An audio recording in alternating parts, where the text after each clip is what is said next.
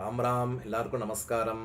இன்றைக்கி நம்ம பார்க்க போகிறது ஆத்து சுவாமிக்கு எப்படி சரியான முறையில் விளக்கேற்றணும், யார் யார் விளக்கேற்றலாம், எந்த சமயத்தில் ஏற்றணும், என்ன பொருளால் ஏற்றணும், என்ன திக்கு பார்த்து ஏற்றணும், என்னென்ன செயல்கள் பண்ணக்கூடாது, இதை வரிசையாக பார்க்கலாம். முதல்ல யார் விளக்கேற்றலாம் அந்த கேள்விக்கு பதில் கிரகணி கிரகமுச்சியதே அப்படின்னு சாஸ்திரம். ஆற்றுல இருக்கிற மாமிகள், ஸ்திரீகள், மாட்டு பொண்கள் இவா தான் ஆற்றுக்கு எஜமானி. அப்போ உங்கள் கையால் தான் விளக்கு ஏற்றணும், மகாலட்சுமியை ஆஹ்வானம் பண்ணணும், ஆற்றுக்கு ஸ்வாகதம் பண்ணணும்.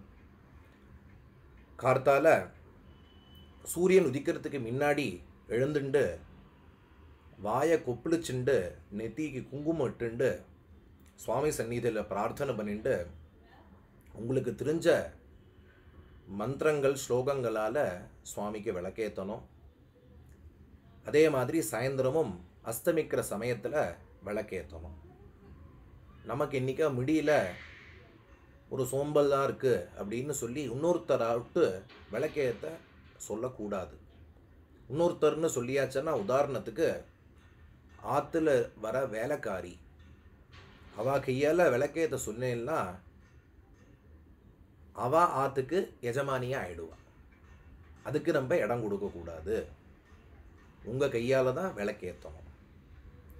அதான் ஒருத்தர் ஆற்றுல பார்த்தேன், விளக்கேற்றுங்கன்னு சொன்னால் ஒரு 50 தீக்குச்சி காலியாகிறது, வரமாட்டேங்கிறது. நம்ம டெய்லியும் பழகினா தான் நமக்கு எல்லா விஷயங்களும் வரும். அதை குறிப்பாக எல்லோரும் ஞாபகம் வச்சுக்கணும். அடுத்தது என்ன பொருளால் விளக்கேற்றலாம்? 2 பொருட்கள். ஒன்று சுத்தமான நல்லெண்ணெய், ரெண்டாவது சுத்தமான பசு நெய். இப்போ நம்ம இன்றைக்கி மார்க்கெட்டில் கடைக்கு போய் எண்ணெய் கொடுங்கோ அப்படின்னு கடைக்காரர்கிட்ட கேட்போம். அடுத்த கேள்வி அவன் கேட்குறான், சுவாமி விளக்குக்கா சமைக்கிறதுக்கா அப்படின்னு கேட்குறான். இல்லைப்பா விளக்கேற்றுறதுக்கு தான் கேட்டால் ஒரு எண்ணெயை நீட்டுறான். அந்த எண்ணெய் கொடுக்குறானோ இல்லையோ, அந்த எண்ணெயால் விளக்கு ஏற்றக்கூடாது. ஏற்றினேன்னா பாப்பம் வரும், உங்களை பாப்பங்கள் பிடிக்கும். ஏன்னு கேட்டேன்னா, அந்த ஒரு எண்ணெய் கொடுக்குறானோ இல்லையோ, அந்த எண்ணெயில் 5 விதமான எண்ணெய் கலந்து அவள் பிராண்டிங் பண்ணுறான். ஒன்றொன்றுத்துக்கும் ஒரு பலனா அப்படின்னு அவளாக கண்டுபிடிச்சி இங்கேருந்து போட்டிருக்கா. எங்கேருந்து கண்டுபிடிச்சா தெரியல, கூகுளில் கண்டுபிடிச்சாலா தெரியல.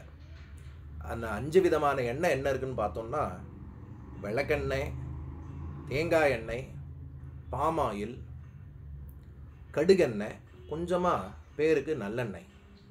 இப்படி இந்த மாதிரி மிக்ஸ் ஆயிலில் விளக்கு ஏற்றக்கூடாது. ஏன்னா அந்த பாட்டில்லையே பார்த்தீங்கன்னா நாட் ஃபார் குக்கிங் பர்பஸ் அப்படின்னு போல்டில் போட்டிருக்கோம். அப்படின்னா அது என்ன குவாலிட்டி ஆயில்னு நீங்கள் பார்த்துக்கோங்க.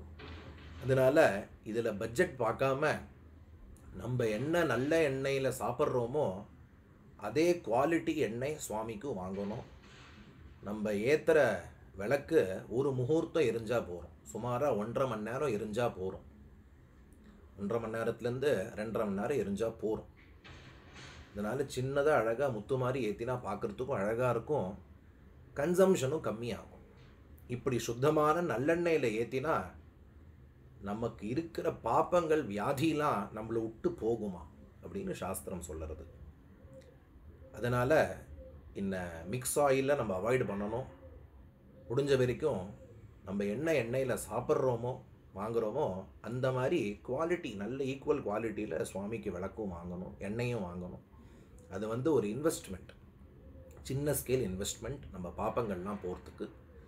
சுத்தமான பசு நெய்யில் விளக்கு ஏற்றியாச்சுன்னா ஞானம் வளர்றது தான். நிறையா படிப்பு, மேதாவிலாசம், வாக்ஸ்பஷ்டம், கல்வி இது வளர்றது அப்படின்னு சாஸ்திரம் சொல்லுறது சுத்தமான பசு நெய்யில் விளக்கேற்றுறதுனால. அடுத்தது முக்கியமான விஷயம், அந்த விளக்கு திரியில் நம்ம ஏற்றுறதுக்கு முன்னாடி அந்த கருப்பாக அழுக்கு ஒட்டின்னு இருக்கும் இல்லையா? முன்னாடி எரிஞ்ச திரியோட பாகம் அழுக்கு ஒட்டின்னு இருக்கும். அந்த அழுக்காக இருக்கேன்னு சொல்லி நம்ம கையால் எடுத்து திரும்ப விளக்கேற்றக்கூடாது.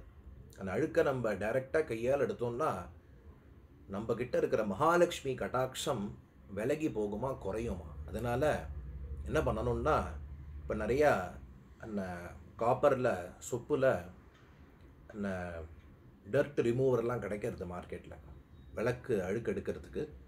அதால் அந்த அழுக்கு எடுத்துட்டு அப்புறமா விளக்கேற்றணும். டைரக்ஷன் கேட்டோம்னா கிழக்கு, மேற்கு, வடக்கு இந்த 3 திக்கில் தான் ஏற்றணும்.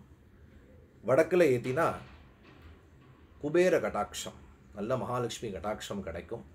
இன்னென்ன திக்கில் ஏற்றணும், உங்களுக்கு தெரிஞ்ச மந்திரங்கள் சொல்லலாம். இப்படி அம்பாள் கடாட்சத்தில், மகாலட்சுமி அனுகிரகத்தில் நீங்கள் காத்தாலையும் சாயந்தரமும் சுலபமான வழி, ஸ்திரீ தர்மம். நீங்கள் விளக்கு ஏற்றினேன்னா ஒரு ஆற்றுக்கே, குடும்பத்துக்கே பெரிய ரக்ஷை. என்ன விதமான திருஷ்டி தோஷங்கள் வராது. ஆற்றுல என்றைக்கும் மகாலட்சுமி, அஷ்டமகாலட்சுமி நம்ம ஆற்றுல வசிப்பா, நீங்கள் பண்ண சின்ன காரியத்தினால.